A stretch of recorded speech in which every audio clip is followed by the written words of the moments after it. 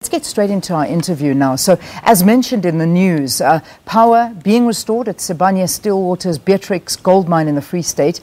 Rescue operations of the 950 workers, I actually think it's higher than that, who were trapped underground, resumed at 6:05 this morning. The figure we had, 884 miners being rescued, 135 still underground. The miners were trapped after a power failure that took place due to a lightning strike on Wednesday, causing power failure in the area, despite assurances from Sibanye that the mine workers were safe and being sent down food and liquids. This once again bringing the question of safety in mines into the spotlight. Joining us now, we've got Labour Analyst Mamokgethi Molopyane in studio with us. Good to have you. Thanks so much for coming in.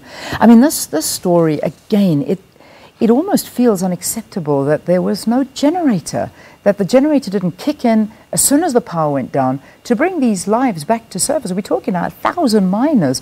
What did you make of the story? Yes, it's quite challenging, I think, for the company. They're going to have to justify why their backups did not kick in. More importantly, and justify to the health and safety section of the Department of Mineral Resources to say, one of the conditions that you must have as a mining that is operational is to ensure that your operations that are backup for any emergency. In this case, if mine workers are trapped, what plans did you have and what escape pods were there in place? Should workers find themselves trapped in one shaft, could they escape in another shaft? Your generators, why didn't they kick in? That for me is critical, and I emphasize this, Leanne, because over and over for the past 5 years we've had small and even significant mining accidents. Till today the Lily mine workers bodies are not yet recovered, and so always we emphasize Health and Safety Act, always we emphasize when accidents happen that they must be rules must be adhered to, but it seems they are not, and so the fault this time has to lie with the mining companies.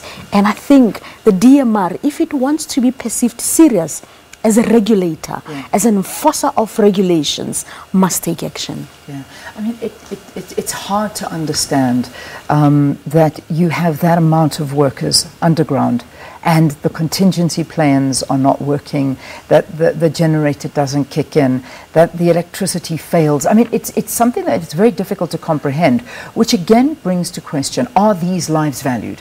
Because from what we're seeing and what we're understanding of how the miners are being treated at the moment, they're not valued. Indeed, there has always been an argument from Labour, Leanne, that says we sell our labour and we feel very commodified. Interesting that the language that they use, the workers, that our labour is commodified and our lives is not taken serious. And when such incidents happen, all you have to do is think of a scenario of yourself within, if you're stuck in a lift, in an elevator, if you're stuck in a lift, but this time it's just not you alone. There are 800, 1,000 colleagues with you. You do not know whether you're coming or going. It is dark. Yeah. Maybe your headlights are now fading out. The battery on the headlights are fading out. You do not know what is happening. It must be terrifying. And I know out there are people who will say, but the mine workers, they're used to the conditions. But we cannot justify how a company as big as that has no backup plans for a storm that would trip the electricity and render it dark and no electricity. I think that for me is the critical point, and the argument I put forward to also the Department of Mineral Resources to say, where are your health and safety inspectors? Over the past 5 years, we've had more than 100 mining accidents, small or significant, and yet you keep saying safety is important, but we have never seen any penalties or any action taken. Even the mining companies themselves have a slogan that says zero harm. We are trying to reach a point where no mine worker dies in our mines, and we are emphasizing safety, but that is not to be so. Yeah. I'm going to introduce into the conversation now. We've got our reporter, SABC reporter, who's been covering the story for us, and he's on the line right now, Ishmael Modiba. Yeah, Ishmael, good morning to you. We obviously have gotten the news now that about 884 miners have been rescued and that 135 are trapped underground. Do you have an update for us on the 135 miners? Have they been brought up as yet? Well, good morning, Leanne. What I can tell you right now is that I'm with some of the miners who have just come out from the underground. But the situation is all the miners who were trapped underground have been accounted for. I just spoke to James Wellstead, the spokesperson for the mine, who said that power has been restored underground by 2 a.m. this morning. And that's when they started with the rescue plan of getting the miners underground. They are with me here, and they even though they look stressed, but they are happy that they are out. I'm just gonna to pen on my right, just to speak to some of them who have been trapped. Mr. Nkai, you are one of those who were trapped underground, and you are just out. Tell us, how was the situation underground, and how are you feeling? Yeah, I'm very, very, very bad. Feeling very, very bad because we've been there for almost 3 days. There was no communication with us, and we just heard that they're gonna bring food underground, but we didn't even see that food. What about water? Water, they did give us food on the second day. The water? Water. This is water that they gave us. That was on Friday. Was it Friday morning? Yeah, Friday. On Friday morning. Around midnight. Okay, I've got another worker who's also been trapped outside, just to hear the situation for him and how is he feeling. Tell us about how was it for you and how are you feeling right now? Since it was my first time being trapped underground, it was very bad because I was thinking about my family back at home, and then obviously it was stressed because the hunger was starting to get it to us. Most of employees underground they were very stressed, but then there's nothing we can do for the situation because we didn't know what is happening at surface because there was no communication with us. But then after some time we had some communication with people from surface because the cage has the communication with people from underground. So yeah, more or less we were stressed so far, but yeah, I'm happy now we are out now. And any medical attention that you received after coming out of underground? Yeah, we just received, they made some few checkup from those people that we have illness because they didn't have medication for some couple of days. So yeah, we did some few checkups, but at least we fine. And one of the ladies who was here last night that I was able to speak to her, and she's still here, and earlier this morning when we arrived here, she was very emotional when her husband came out. Nontutuzelo, I spoke to you last night and you were very, very, highly affected by what's happening. And this morning I saw you that you were happy to see your husband back. But tell us how was your feel? What was the feeling when you saw your husband?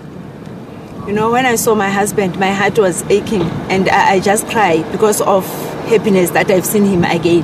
Because I didn't, of course, these people, they've been telling us lies. So I was not really sure what is happening because they told us that they've been talking with them. But only to find out, my husband told me that they started to talk with them around about 2 o'clock a.m. tonight, to this morning.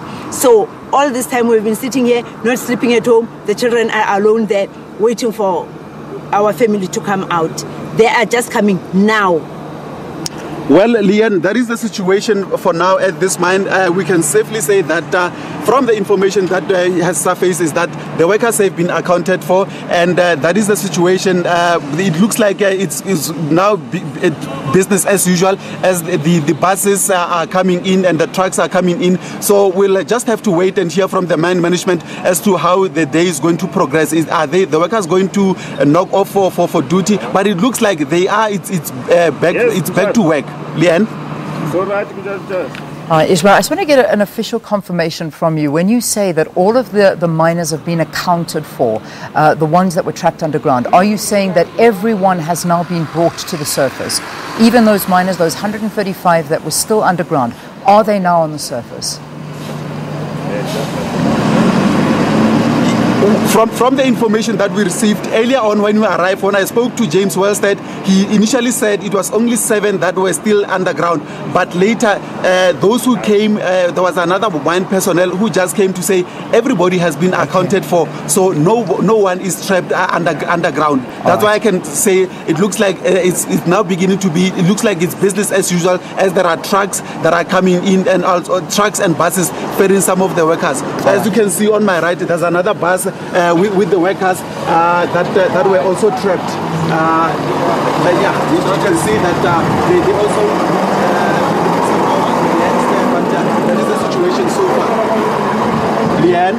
All right, Ishmael, thanks very, very much. To the viewers, we do apologize for the sound, but as you can imagine, that's a working mine. And, well, you've heard the story, and also in studio with me, just to get a little bit more reaction, Mamokgethi Molopyane, who's a Labour analyst. Look at those conditions. I mean, we're talking about the fact that, hey, I was writing down, they had no communication until 2 a.m. this morning. They've been trapped there since Wednesday. They only got water at midnight after being trapped there since Wednesday. I'm going to keep emphasizing Wednesday because this is a long time. Yes. They have no medicine underground, no contingency plans. They are stressed, they are dark, they are cold, they are every situation that is nerve-wracking for them. How can this possibly be going on in this day and age?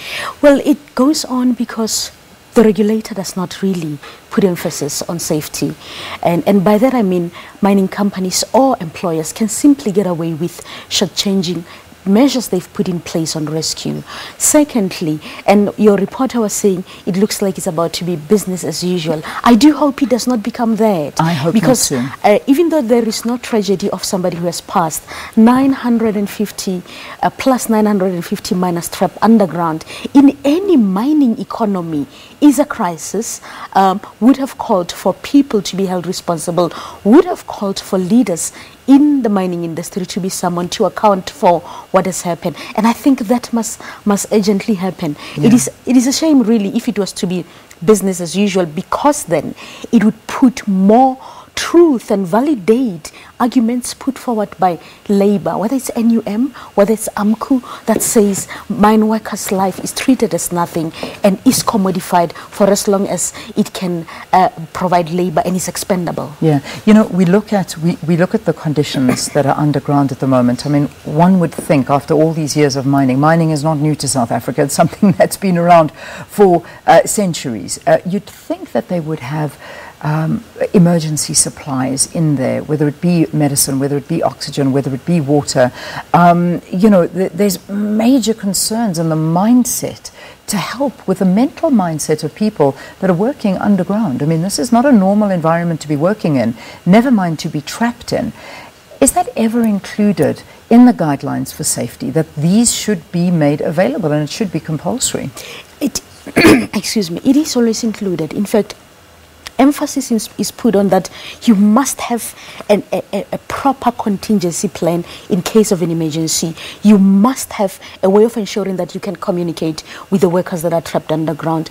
But more significantly, and for me and to the viewers out there, is that for an industry that has been here for so long, that has been operating for so long, that has pioneered some of the world's best mining technology to come out of this country, we still do not know how, in the gold sector, being some of our deepest mine, how to handle workers that become trapped underground. And for me, it says, it feeds more to the argument that says, where companies are trying to cut costs, reduce expenditure, those that are usually affected the most are the workers, are the blue-collar workers who go underground, and not necessarily operations. So again, we need to really look at mining legislature. I know at the moment it's highly contagious because of the Mining Charter and MPRD Act, but we need to really look at the safety component of the Mining Act and emphasize to mining companies that are already operating here that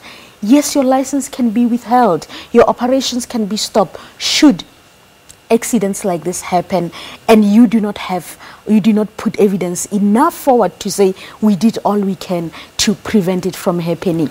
Again, that in arguing that there is no death, this for me shouldn't have happened. 3 days being underground while the company is struggling to put on power back and have backup generators. For me, it's unacceptable. I'm going to ask you just a final question. I think I'm getting ready to actually, I'm going to take a very quick break. We need to take an ad break. If you don't mind, we'll just continue this conversation and wrap it up after this. So do stay tuned. But the news that's breaking this morning is that all of the miners have now been accounted for. And from the report from our SABC journalist who's covering this story, Ishmael Modiba, saying that all the miners are now above the surface, their power has been restored, and we'll continue to get updates from that mine. Do stay tuned. We'll continue after this.